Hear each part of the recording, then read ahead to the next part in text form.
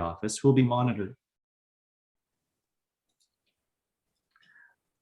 Who will be monitoring the chat feature, and Mara Diaz-Olinsky, planner and facilities, who will be available for any accessibility questions at the end.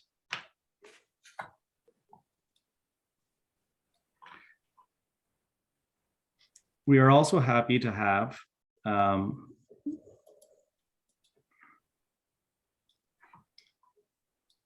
we're also happy to have consultants from Perkins & Will that will be presenting in a few moments. We'll now take a moment for the acknowledgement of territory. Queen's University is situated on the traditional lands of the Anishinaabe and Haudenosaunee territory.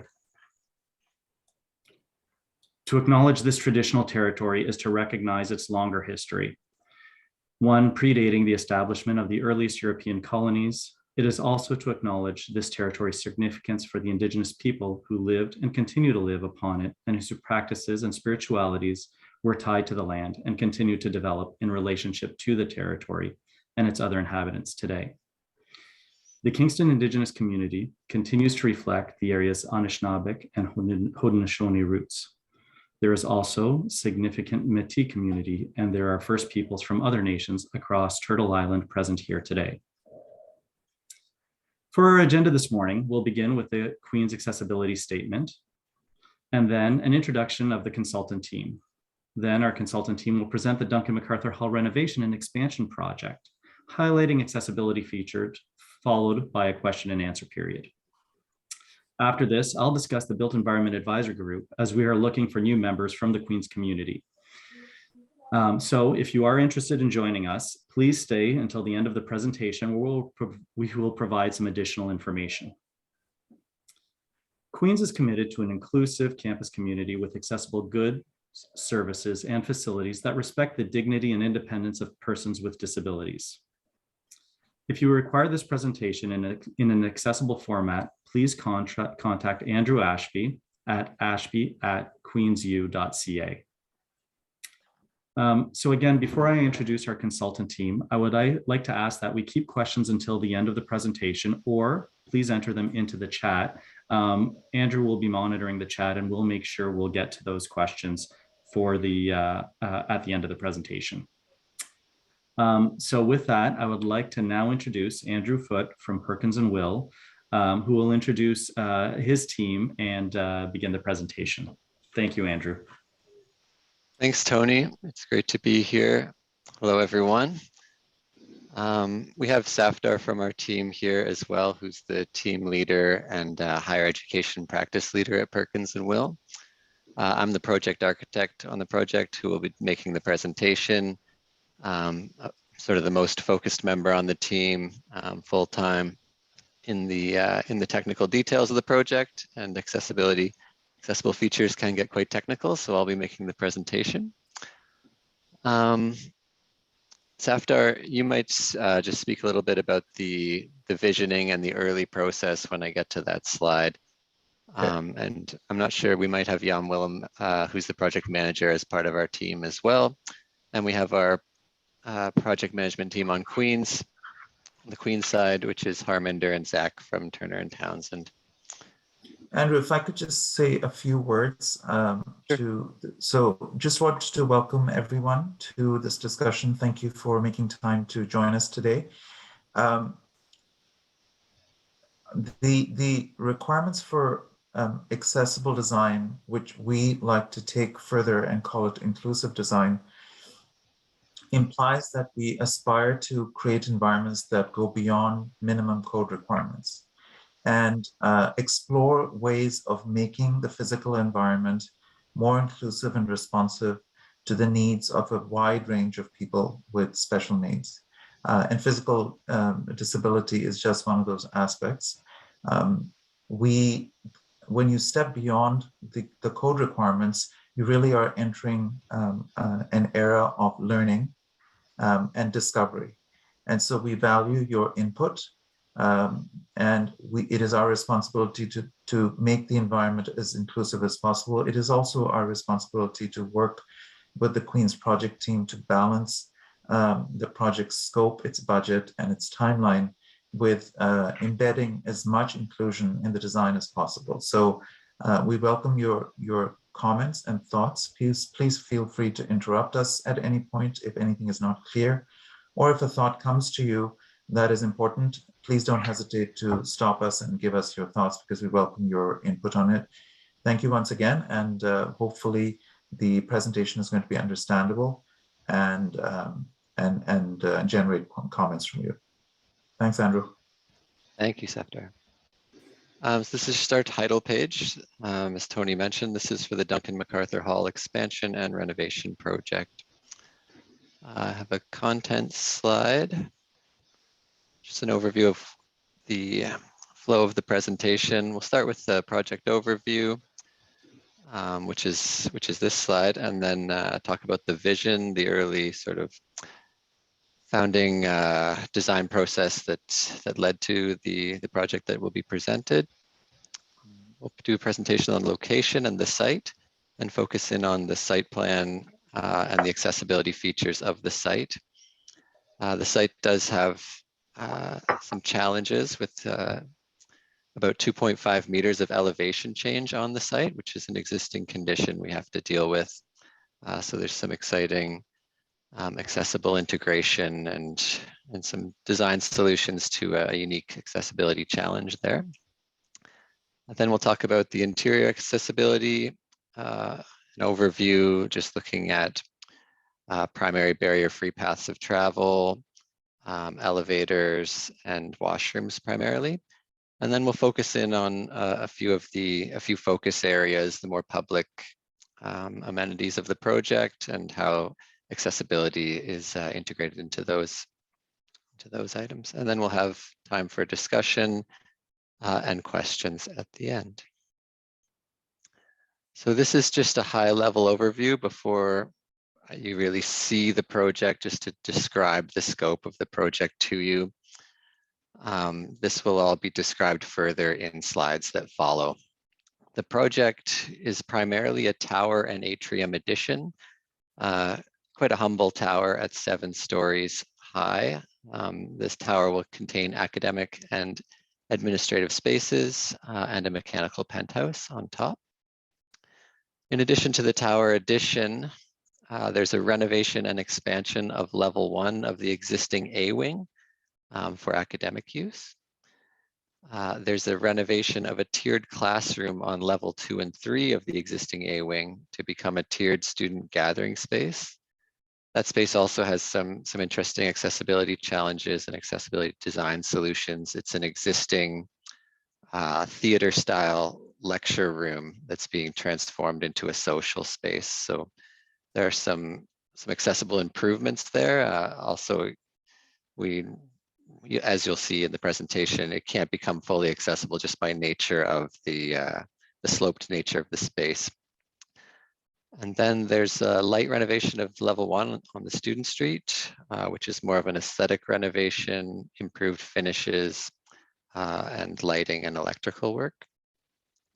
And there's a large landscape component, as I mentioned earlier, including a plaza with terracing to mitigate that elevation change that I mentioned.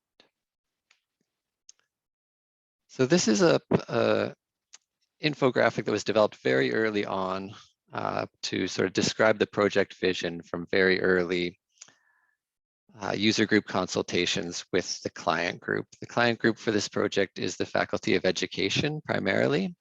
It's an expansion and renovation to their current facility at Duncan McArthur Hall. And the Faculty of Health Sciences was added to the tower component of the project about partway through the project. So Safdar, I don't know if you want to jump in here and talk a little bit about that early phase of the work. Sure. Yeah. So we worked with the Faculty of Education very early on. It's probably about 18 months ago, before we began the design, to try and understand the significance of this project and this investment for the faculty and what would be the goal of the investment. At a high level, what we heard that the Faculty of Education was looking for a shift in their culture, in their identity, and their profile. And this was to be achieved by a reversal of the types of spaces that exist in the current building and providing new types of spaces that encourage a sense of gathering, celebrate people coming together, and also speak to more uplifting learning environments that put the work and the learning of the Faculty of Education on display as part of the experience of being in this building. There were other priorities in the sense of inclusion and accessibility in the design of the space was a significant priority. The responsiveness to Indigenous history and Indigenous culture within the Faculty of Education and the land that the building sits on was an important criteria. And also incorporating the special units within the Faculty of Education, which means the English Language Institute and their particular needs, the demographic of students they support, and how they accommodate into this overall environment. So those were some of the highlights. What we as an architectural design firm bring to every project is an elevated sense of sustainable design and building performance that it is a commitment we have, and also being sensitive to not just reduced energy use, but also the carbon impact of projects that we design. So all of those aspects are embedded in the design that Andrew is going to share with you.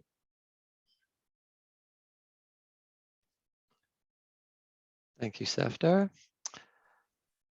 This is a diagram of the project site. The site is at the corner of John A. Macdonald and Union Street on the northwest corner.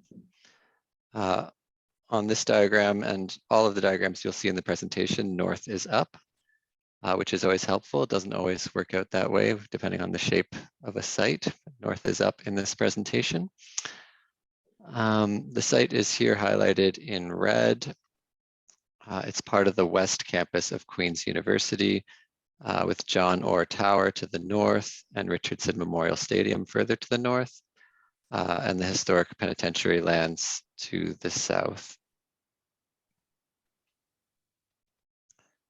This is an aerial of the existing facility, an aerial view of the existing facility. Throughout the presentation, you'll hear reference to the existing A wing and B wing. B wing is here on the west and A wing is on the east, and there's an existing bridge linking the two. And Union Street is in the foreground, John A. Macdonald on the right. This area highlighted in yellow and red on the corner is the primary location of the tower addition.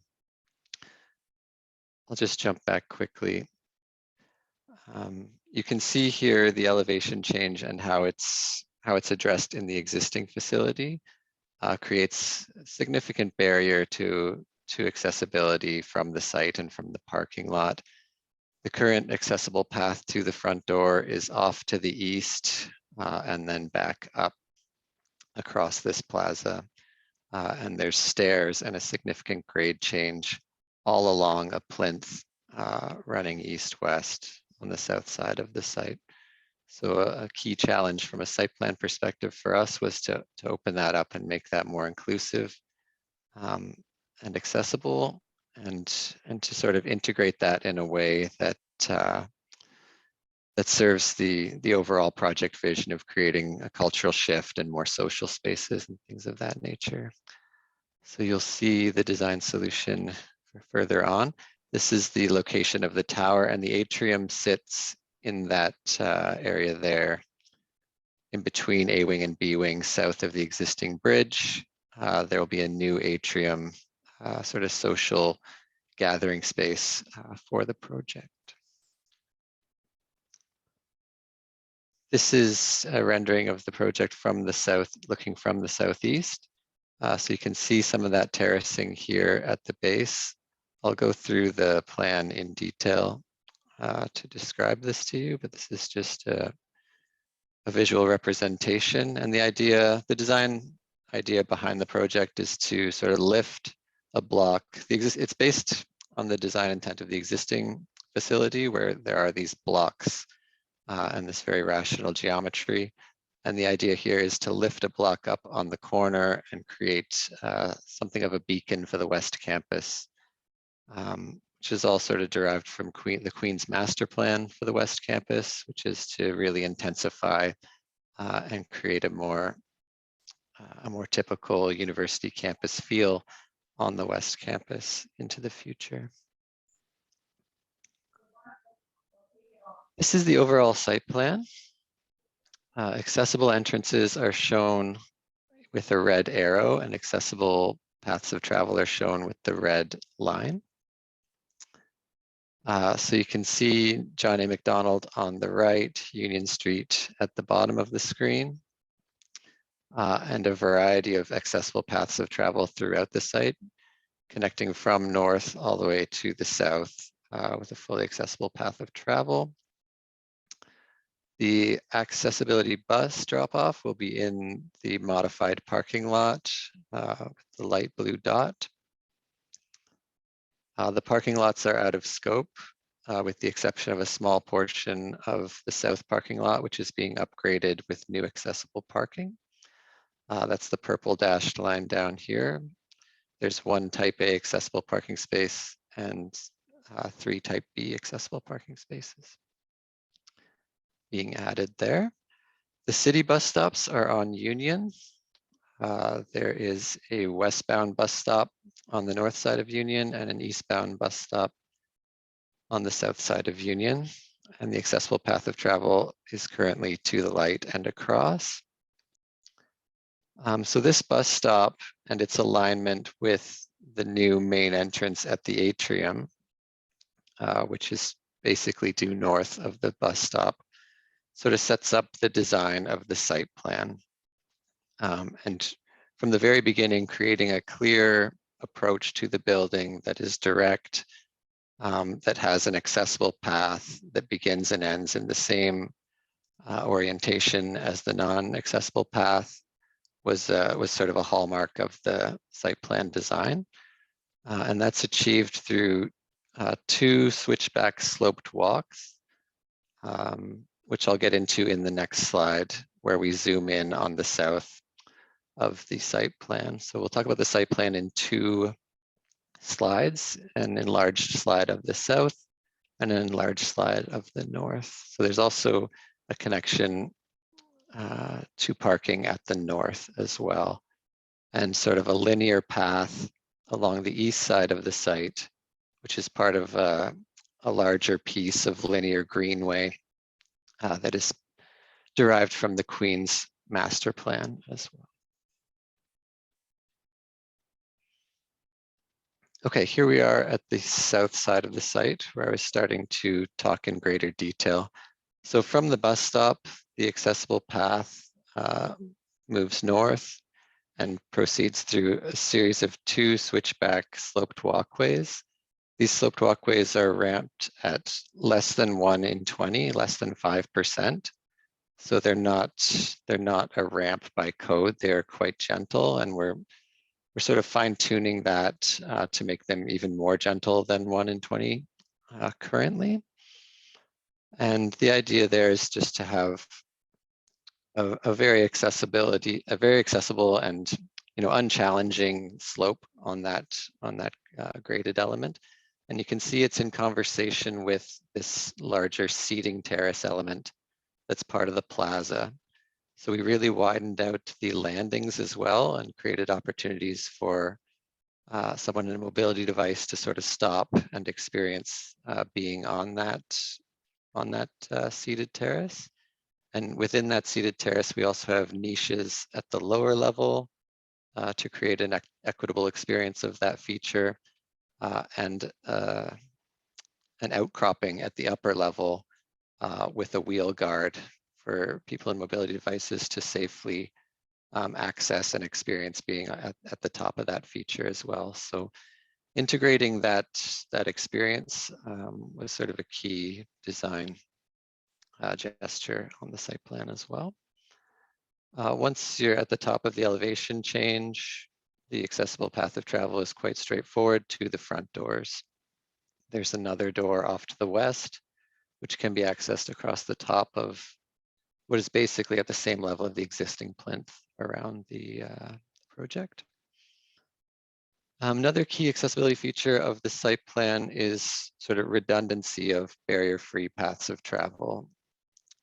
We all know that maintenance work happens, things can be blocked, so we wanted to bake in as much redundancy and barrier-free paths of travel as possible. So off to the east here, well, maybe I'll just talk about the accessible parking quickly first. The accessible parking is well located to access that path I just talked about. It's also well located to access this secondary path, barrier-free path of travel, creating that redundancy. Same with the access bus, which comes from this line over here. So that second accessible path of travel proceeds up a sloped sidewalk here, which is less than 1 in 25%, and then proceeds onto a ramp element here, which is at 1 in 15, which is, code minimum is 1 in 12. So we made this as gentle as possible within the confines of the site planning, the constraints of the site planning. There's also an impetus to make this ramp quite narrow so that if someone needed to access both rails, both handrails, that would be possible. So this is being tightened up per the QFADS document, which this is the first mention I've made of that in the project, but just to contextualize how we address accessibility in the Queen's context, there is a Queen's document called QFADS, which is the Queen's Facilities Accessible Design Standard. So all of our accessible features are compliant with that in this project. And then we try to go above and beyond, as Safdar mentioned, and find design solutions to create more integrated and unique accessible features as well. So that's the secondary ramp there. And then up to the east, as you move along the linear landscape, this is gently sloping up as well. So this is less than 1 in 20%. It's not considered a ramp, no handrails, but this will get you up to an entrance here. It can also provide access to the upper front porch element, we call it, underneath of the tower. So there's really 3 means of accessing the front doors by a barrier-free path of travel, which we thought was a great success and a great improvement on the existing condition. This is the north side of the site plan. Coming from the north parking lot, which is not currently in the project scope, there is a barrier-free path of travel that's gently sloping down towards the building, and accessible entrances on the north, accessible entrances along the courtyard, and 2 existing entrances that will be made accessible along the east. Currently, there's a step at the door, so that's another improvement on the existing condition there. There's the existing courtyard, which is being improved and which is all at an accessible slope and level as well. Rather than draw these lines all over the whole site plan, just speak to that one. So the courtyard is also fully accessible. There is an existing stair as this path proceeds towards Richardson Stadium. Here it is here on this slide. This condition was studied, and a solution to make this accessible is sort of part of our documentation, but wasn't taken into the project scope. There's a very large landscape scope already associated with this project compared to a typical university development, and the decision was made with Queen's to address that in a future phase of work. So that path will not be made accessible as part of this project. The accessible route to link up to the north part of the campus will be through the parking currently. A few additional site plan considerations just to note. Accessibility of site furniture is being developed per QFADS and in consultation with our Queen's project group commenting on accessibility. That includes tables with spaces for people in mobility devices, standard AODA heights, benches with flat companion seat spaces next to the benches. We'll have service support animal relief areas outside of the main entrances. Ramp slopes I had talked about in the previous slides, and tactile warning indicators at ramps and stairs. And yeah, accessible materials and plantings in terms of slip resistance and those types of items. Moving to the interior program of the project, I'll just walk through two diagrams of the main public levels of the project, and then we'll look at the accessible features associated with each. So this is a diagram of level 1. The new entrance to the atrium is at the south here that we saw in the site plan. And when you come into the building, you enter into a new communal atrium space. There will be a cafe on your left to the west and a main elevator bank for the tower on your right. This will show in some of the zoomed in slides that are forthcoming. And there's an art gallery. So in yellow here, we have our amenities.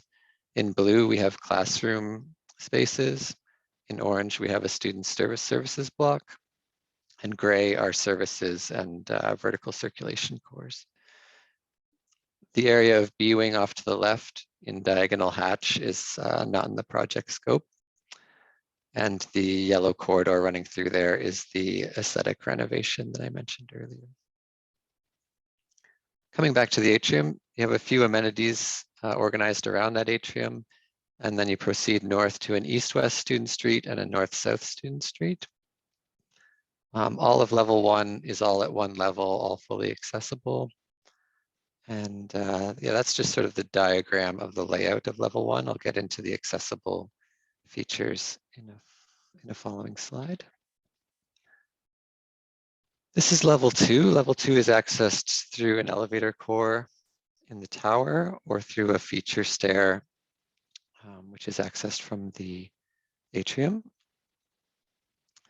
On level 2, we have more classroom space. We have a multi-faith room amenity, and we have student study pods and a social space, which is being called the Global Lounge, which is that tiered classroom renovation that I mentioned earlier in the presentation.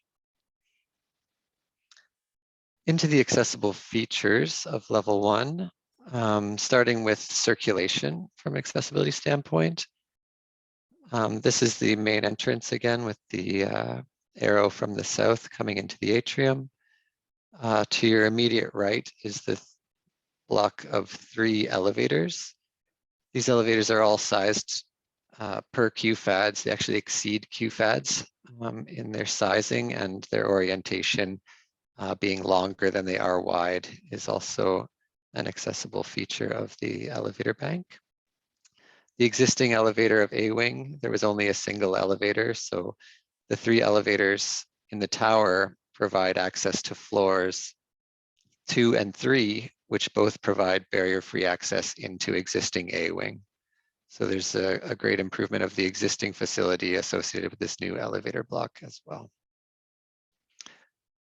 Those 3 elevators go to all levels of the tower, level 1 through 7, and the existing elevator goes from the basement to level 3 of the existing building. These are the washroom blocks on level 1. Again, quite intuitively located near the main entrance. There's one universal washroom, which is sized and detailed per QFADs, which exceeds the code minimum. We'll get into that a bit more when we zoom in on the washroom group. And there are 2 all-gender barrier-free washrooms. All of the new washrooms in the project are all gender or gender neutral or gender inclusive. There's a variety of ways of sort of describing that. They're basically individual stalls with full walls. This is a zoomed in diagram of that washroom group we were just discussing. This is the universal washroom. We wanted to note that the universal washroom has an accessible toilet an accessible sink, an accessible urinal, and an adult change table and a baby change table. So some of those things are above and beyond code minimum. You'll notice there's 2 water closets there. There's an accessible toilet and an accessible urinal. This is important for equity, obviously, and also it's part of our sustainable mandate for water use reduction. A urinal uses a lot less water than a toilet. So both of those options are in every universal washroom in the project. And you'll see there is 1 universal washroom per floor. These are the 2 barrier-free washrooms, which will have automatic door operators, but don't have the full sort of turn radius and features of the universal washroom, sorry. These are barrier-free per code. Moving to level 2. So level 2, you'll see that same elevator group arriving in the same location. You'll see in blue, these arrows are the barrier-free connections to level 2. Level 2 of the tower is flush at the same level as level 2 of the existing building. So there's a clear barrier-free path of travel there. There are large doors on hold opens at the interface between the existing and the new. And that's a code requirement related to the fact that the existing building is unsprinklered and the new building is sprinklered. But those will be on hold open devices connected to the fire alarm and will only close in the event of an emergency. And that's the existing elevator, which is to remain in level 1, or in A-wing, sorry. Washrooms on level 2, there's 1 universal washroom provided. It has the same elements and same features as the universal washroom on level 1. And there are existing facilities in A-wing as well, but in terms of the new addition, there's a single universal washroom added on level 2. Level 3, you start to see the form of the tower emerge above the atrium and above the sort of ground floor and level 2 plinth. Here we have the 3 tower elevators arriving at a lobby. And just wanted to note the accessible connection to A-wing level 3. Level 3 of the tower is higher than A-wing level 3 due to structural constraints of some trusses in level 3. And so to mitigate that, we have some 1 in 20 sloped walks within the A-wing once you pass through that door on a hold open device, similar to level 2. You proceed onto some 1 in 20 sloped walkways down to existing level 3. And there's the existing elevator as well. The washroom group is located off the elevator lobby. Quite intuitively, the first washroom you arrive at is 1 universal washroom. This washroom group is the same on every floor of the tower. And there's 1 all gender barrier-free washroom as well, which exceeds code minimum in terms of building code quantity of barrier-free washrooms. For a building this size, a single universal washroom is acceptable by code. But working with Queens and with the QFADS document, we have an additional barrier-free washroom, which again provides that maintenance redundancy and also just user load redundancy. It's always better to have more than 1 option. Here you can see the washroom group in greater detail. I don't know if I mentioned the first time we talked about the universal washrooms, but the Queen's standard turn radius is the 2,500 turn radius, which exceeds code minimum. So that's provided in all universal washrooms. And the same elements as I talked about previously in a universal washroom are provided. And the barrier-free washroom is grouped with the other all-gender washrooms. So that was a presentation of the public areas of the project related to elevators, ramps, barrier-free movement, and washrooms. Now we'll get into some of the focus areas and some of the details of those areas from an interior perspective. This is back to level 1.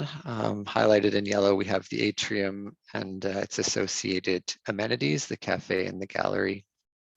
Some of the accessible design features here are accessible seating areas. Furniture design is not fully in the scope, so we're not choosing furniture, but we are doing the space planning and the planning of services, receptacles, things of this nature is coordinated to that space planning. So we do a furniture layout design, and that's always a layout that is designed to be inclusive and accessible. So you'll see that in the plans that we always show turn circles where we anticipate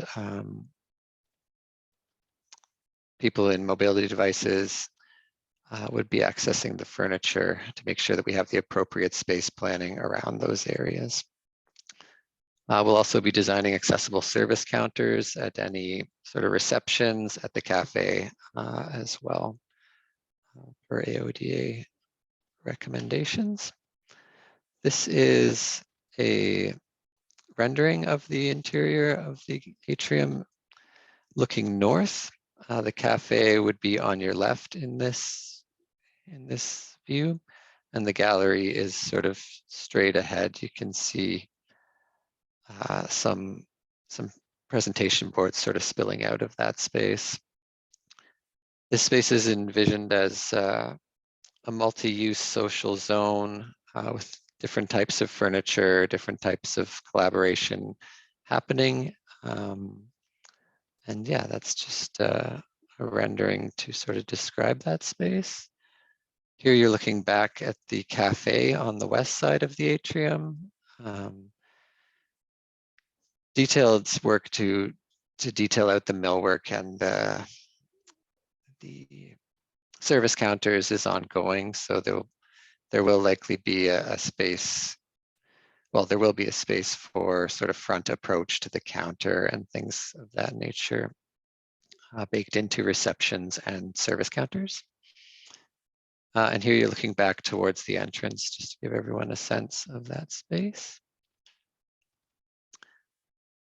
The student streets are similar amenities. This is sort of the existing communal amenity in the project, and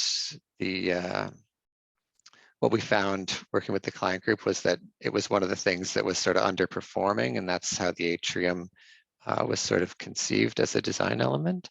But there is also improvements to these areas, and these areas contain furniture elements, setting up spaces for social gathering, for collaboration in sort of a smaller, more linear arrangement.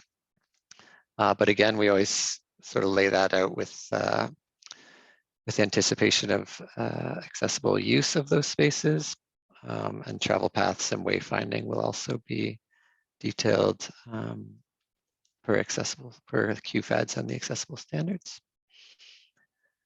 This is just a rendering to give you a sense of those spaces. Again, the interior is flush with the courtyard. This is looking south in the north-south student street.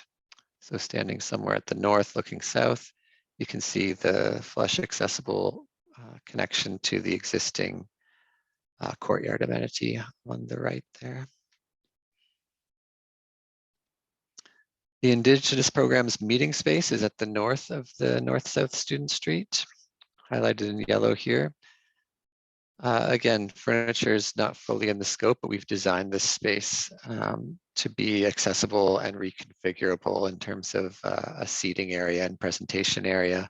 This is really a public zone for the Indigenous program to interact with the public of the building and the public of Queens, really, as this becomes a more intense campus. This north-south student street could be used by people just moving north through the campus as well. And that's a rendering of that space. You can see in general with furniture, we're avoiding fixed furniture due to sort of the limitations that it can it can create in terms of flexibility, but also in terms of accessibility.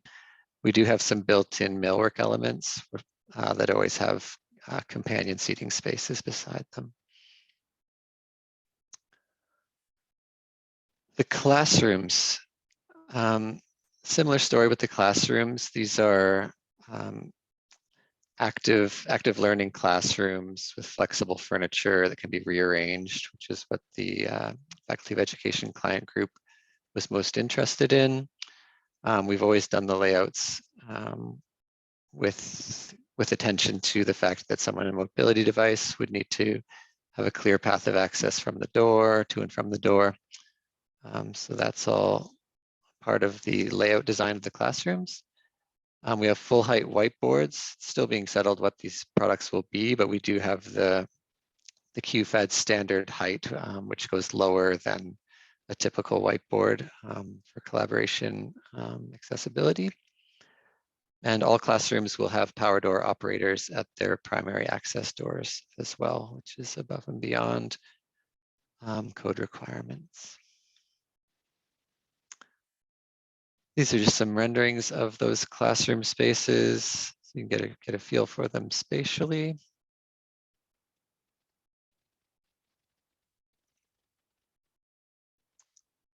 Level 2 has some common spaces and amenities as well. This north one is the Global Lounge, which we'll talk about, and the Multifaith room, and some collaboration spaces in the corridors. So this is the Global Lounge. This is that tiered classroom renovation that I mentioned earlier. This tiered classroom is accessed from level 2 and level 3. And it does have an accessible zone at level 2 and level 3. And what we've done is created a primary zone for the room and built out level 3. The existing building is a concrete structure, so building out was much more cost-effective and design-effective than trying to cut in to the existing tiered stairs. So we built out the primary zone of this social amenity on level 3 at the top.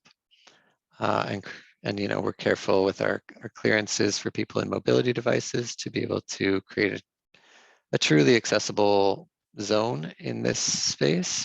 This space is also envisioned for sort of movie nights and things like that. So there is a guard along the top because of the way that that's built out. There is a fairly significant elevation change between the top area and the first step.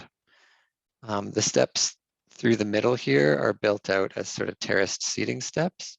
And then at level 2, there's an accessible area as well with flexible lounge furniture down there. There's a sort of a kitchenette element here, which will have an accessible sink with space below for front approach, and microwaves will be below the counter at a good accessible height. These are some renderings that give you a feel for that space. So you can see the largest built-out portion of this social gathering space is at the top, which you see on the right, in the image on the right, and then you see it in the background on the image on the left. So both spaces are accessible, and the tiered seating is obviously not a barrier-free. There's no barrier-free path of travel to access the tiered seating due to existing constraints. The Multifaith Space is on level 2. This is a multi-faith amenity for a variety of uses, but it does have a foot wash station or it has 2 foot wash stations, 2 foot wash rooms, which have 2 foot wash stations per room for use by the Queen's community. And there is 1 standard foot wash station and 1 accessible foot wash station in each room.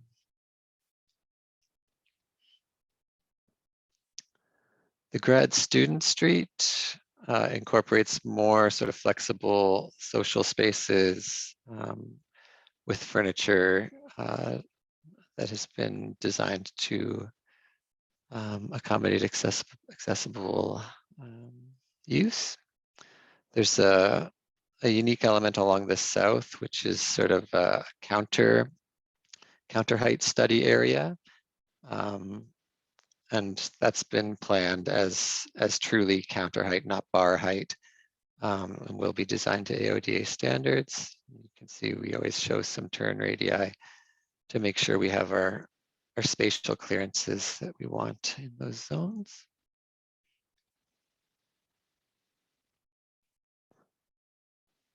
These are just some renderings of the type of activity you'll see in those zones. And the last interior component is the office spaces, which are from level 3 to level 7. So if you think back to the exterior rendering we showed, sort of inside of the light gold floating volume is where the majority of the office spaces for Queen's Admin are located. And these office spaces are also planned with various accessible features, including accessible sit-stand open workstations. So, automated sit-stand stations, accessible lounges with accessible sinks, similar to what I mentioned in the public areas that had sinks, accessible millwork, accessible microwaves and things of that nature. And then the reception, as I mentioned earlier, will be fully accessible. And then meeting rooms and offices will also have accessible sort of door swings and door pulls and things of that nature. These are some renderings to give you a sense of what those spaces are looking like.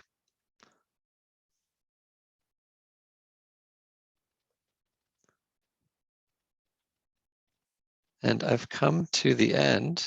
I don't know how I did for time. Tony, if you want to. I think we're still okay on time. Jump in. Okay, we're good on time. Yeah, And if there was anything from your perspective, Tony, that you felt I should jump back to and elaborate more on, just let me know, but we can jump to questions. I think that was, thank you so much.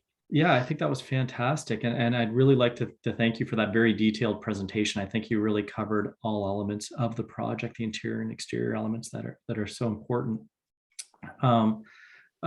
So I think now we can open it up to questions, and there are some, I think, in the chat as well. And I've been seeing some of the comments in the chat, particularly with respect to the washrooms and the design of that. And yes, I mean, I think we've really worked hard on this, and your team especially on really bringing forward the inclusive washrooms. I did see a question that I think I can handle with respect to the sidewalk. Yes, on the south side of the street, there isn't currently a sidewalk there. There is currently a development plan to the south. As part of that development, a full sidewalk would be brought in. Should that sidewalk not be brought in for any reason, the existing sidewalk to the south has the existing bus stop to the south has a sidewalk that goes to the west. Where our street intersects, where our entrance driveway intersects, we have a separate project that would at that time develop a pedestrian crossing there. Union Street is going to be completely dug up as part of a larger city initiative, and if that sidewalk should not appear, then we would look to make changes there to ensure that we have a safe and accessible access to the site. So I think we can open it up to questions about the proposal. Thanks for that clarification, Tony. One thing I forgot to mention on the site plan was that the sidewalk on the north side is also being widened, right? Yes.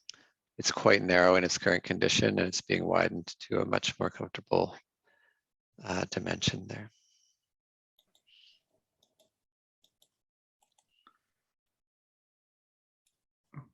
So do we have any more questions? Just opening it up.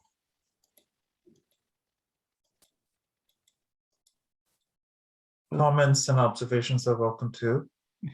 Yes. We welcome your advice or any thoughts you have that can help us.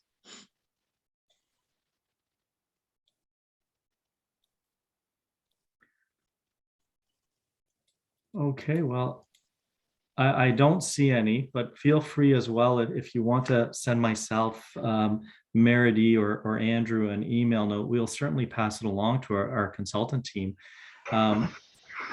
Again, Andrew, thank you so much for the presentation. Safter for making the time today to come and join us. This is a really exciting project and extremely excited, that this is moving forward for the university. And I think, from my perspective, in terms of inclusion and accessibility, I think this is what we want our buildings to be like. And you've done a wonderful job on a very challenging site. There's a significant grade difference, and that's not what you've achieved is not easy to do. So I'd like to thank you for that. Thanks. We're proud of the design and where it got to, and thanks to your team for all your review from an accessibility standpoint.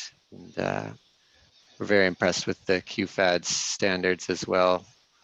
Universities are always sort of leading edge from an accessibility standpoint, and Queens is right there from our perspective. So thank you. Right. Just again wanted to thank everyone for making the time to join us. Hopefully this was helpful. And as Tony said, if you do have follow-up questions and concerns, please go through Tony to get those to us. Thank you for meeting us this morning. Terrific job. Thank you. And for those on the call that are still here, I'd like to talk about the Built Environment Advisory Group. We're looking for members, additional members to join the Built Environment Advisory Group. So if you're student, staff, or faculty member with a disability, please complete the application form that Andrew is providing in the chat.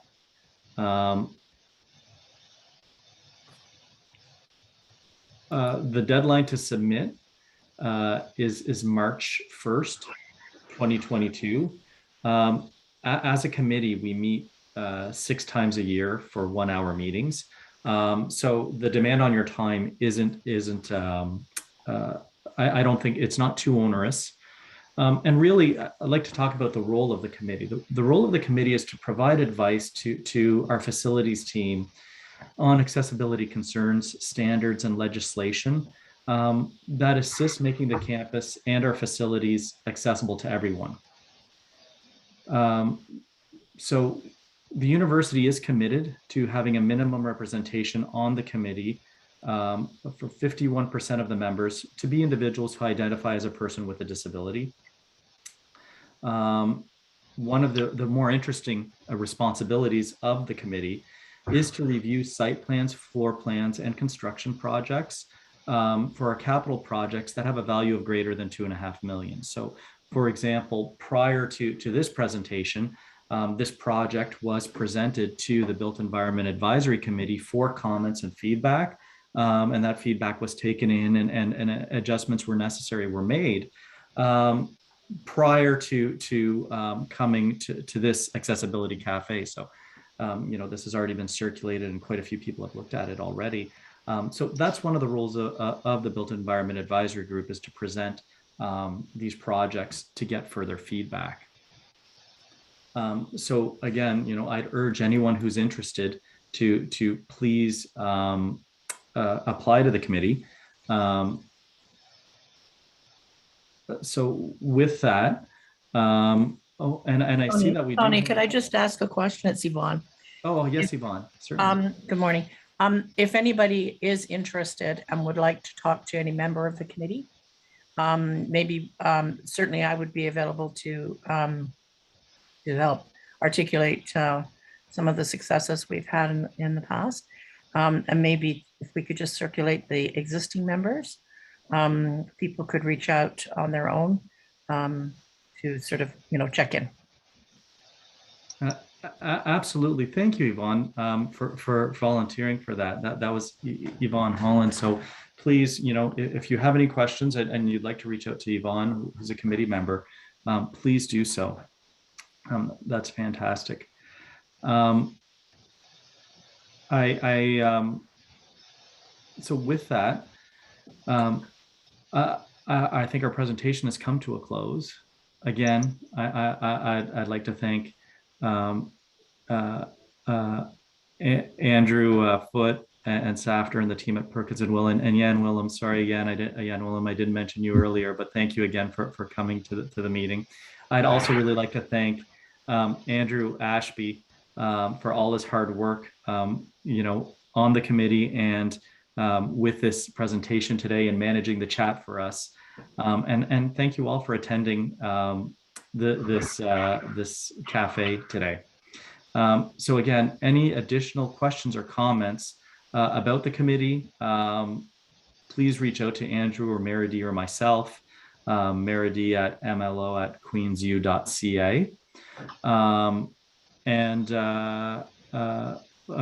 look forward to hearing potentially from some of you in the future to join our committee.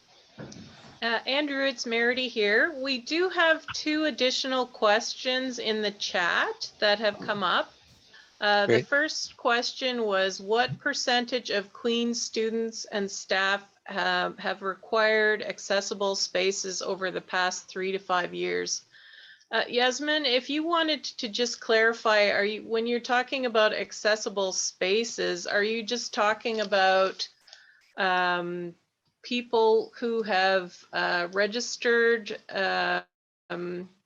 with an accommodation requirement, or when you're talking about spaces, are you talking about classroom spaces or parking spaces? If you could just clarify, please. Thanks.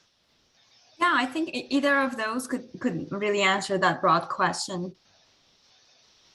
Yeah, I believe Andrew Ashby would probably have a better indication of the numbers, but certainly people who have self-identified as a person with a disability, it's normally sort of a, anywhere from 3 to 7% in Ontario. The number keeps growing year upon year.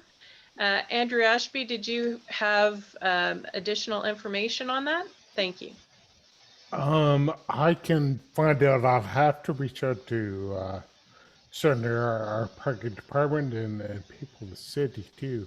In terms of the numbers, I don't have them at my fingertips, but certainly the process at Queens of getting an assigned accessible barrier-free parking spot is pretty easy, and it's pretty, what do you need, where do you need to be, and it's really done in a couple hours. That's been my experience with it.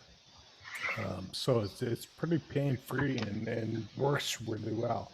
But I could certainly get back to you in terms of the numbers. I'm not sure off the top of my head. Yeah.